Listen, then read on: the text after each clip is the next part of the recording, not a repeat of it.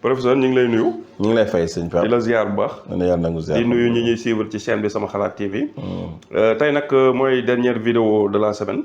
dañuy ñëw ci rubrique économie comme ni ñu ko waxoon ci vidéo bi passé. dañuy ñëw ci li nga xamante ni moom mooy darkase. professeur tey bu fekkee am na benn jeune boo xam ni tey dafa toog deful dara. nga bëggoon koo jox ay conseil ci wàllum darkase mu bëgg cee business lan nga koy jox comme conseil. waaw li ñu koy njëkk a conseillé Pape mooy comme ni nga wax sànq ci fin vidéo bee ñu passé. su fekkee ku am espace la. espace bi yaatu. boo xam ne mën na bay. moo ne dañuy wax agriculture. mën na bay darkase gi ci boppam. garab yi mu bay ko. c'est-à-dire su boobaa mën na nekk 1 hectare wala 2 hectares wala 3 wala 4 ça dépend ci moyen am ou bien ça dépend ci espace bi mu am. mais agriculture. bu njëkk mooy nga bay garabu darkase bay yoo xam ne darkase rek nga yow ngay bay. te avantage bi foofu mooy bu xasee garab bi xasee màgg rek yow daanaka pare nga ci roose ak yooyu. donc nekkul loo xamante ni daf lay jural yenn temps yi. yenn temps yi. parce que doo fa nekk di rooseeg di kii ak yu demee noonu. su xasee màgg. donc kon boobu day nekk bi nga xamante ni bu fekkee nit ki mën na ko def muy agriculture muy jëmbat ay garab. loolu nag mu dépendre nag ci surface bi mu am. su fekkee loolu mënta nekk tamit. te mu bëgg dugg ci business boobu mën na dem di jaay doom yi. maanaam darkase bi ci boppam ndaama raas bi. nit ki mën na jël di ko comme ni ko boo demee Kër Massar rek. comme ni ko gaañee defee foofu ñu bëri ñu ngi ci liggéey boobu mooy di jaay ndaama raas.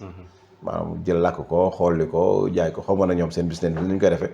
xaw ma ñoo koy lakkal seen bopp xaw ma bi boobu la ñuy jënd mbuusaat ko. mais daal boo demee moom. bëri na foofu ci Kër Massar. ci yéen yoo xam ne ci loolu la ñuy activité. maanaam jël ndaama raas bi defal ko ci ay sachet 100 francs am na. 200 am na 500 am na 1000 francs am na 2000 am na. comme naan ba 5000 am na.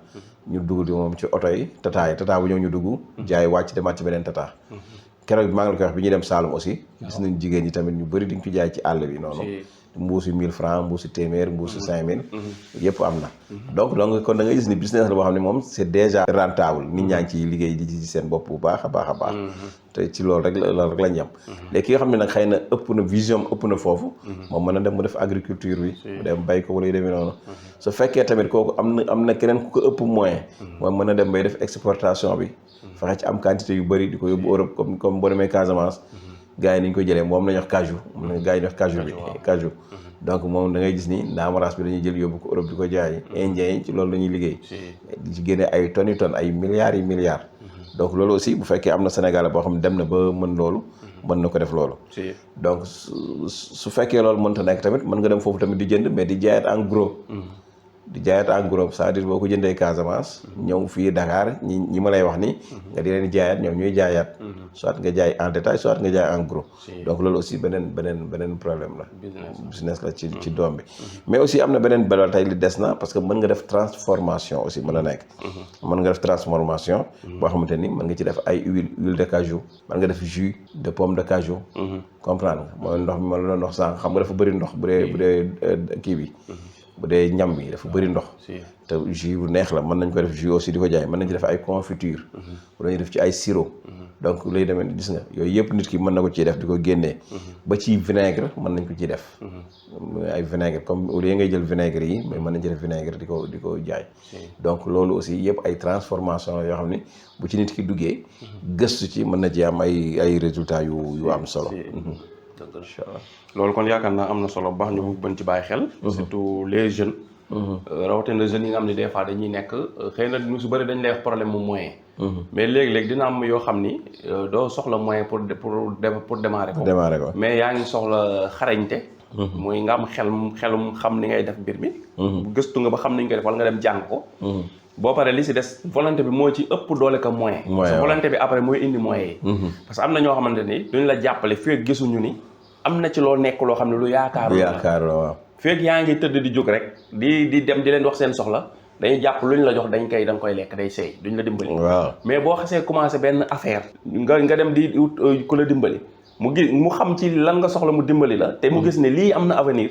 ci lay gën a yomb après nit ñi ñëw si moo tax volonté dafay indi ay moyens voilà nit ñi mu bàyyi ci xel voilà jeunes yi surtout parce que boo nekkee di village bu entreprise tey am na teen comprendre nga donte amoo pompe wala et cetera wala teen ba dem mën a roosi hectare exemple tey mais nga fexe yow am sa par exemple tey 50 wala 100 pieds wu comme darkase am nga espace fii sa tokkoor maam la wala sa tokkoor bàyyi la dara newu fi kenn bàyyitu fi dara nga jëmbat ko ay garabu darkase ba mu bëri respecté mais nga di jàng nuñ koy defee yëpp ba pare soo paree léegi ngay root ci teen bi jukkee sa bopp ci teen parce que defoo dara mën nga jukki am nga doole seen nga ngay jukki di roosee garab yooyu chaque jour garab yooyu bu ñu demee 1 an 2 ans 3 ans ba commencé meññi mun nga ko def darkase mun nga ko def citron bi ñu doon waxtaane mun nga ko def leneen bu ñu demee ba commencé meññi nga commencé activité commerciale léegi après boo bëggee yokkaat boo demee di utu ndimbal gi est-ce que du gën a yomb. gën a yomb waaw kii nga xam ni moo débrouillé ba def lii ku ma dimbali mu dem. da ngay gis koo xam ne sax ba moo lay proposé kay. voilà saa nga ko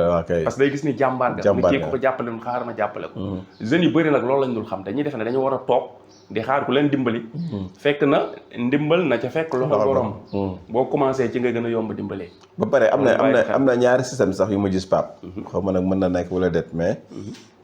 def naa ku ko étudier war na mën a nekk benn bi mooy li nga wax noonu bu fekkee nit dafa bëgg a bay kii bi. nu mu tuddati. darkase bi. man je préfère sax. au lieu muy ñëw ji ko jëmbat. taari di soriantoo mu nekk hectare mu bëgg koo roose. mën na ama jafe-jafe. mais bu jëlee siwo yu mag exemple. waaw def ci. garab yi. maanaam jëmbat ko foofu. rangé ko nii mu nekk ci benn fu jege teen bi yëpp nekk foofu. bu ci nekk ci siwo. ane boo xëyee rek yooyu ngay roose nii rek. waaw comprendre di ko def noonu ba nga xam ne garab gi léegi nag ñoo nekk nañ. comme pot de fleurs yi. waaw comme pot de fleurs yi. nga xam ne léegi dem nañ ba màgg nag. ba xajatu fa. nga déplacé wu nag doo ko jëmbat say kii. léegi instant boobu yi dina la permettre yow. mën nga nekk si yeneen activité bu roose ñëwee même pas 30 minutes mën nga leen a roose parce que ñoom ñëpp ñoo regroupé woo fii. mais yaa ngi leen le temps que ñuy développé. ñu bañ sorante pour économiser le temps.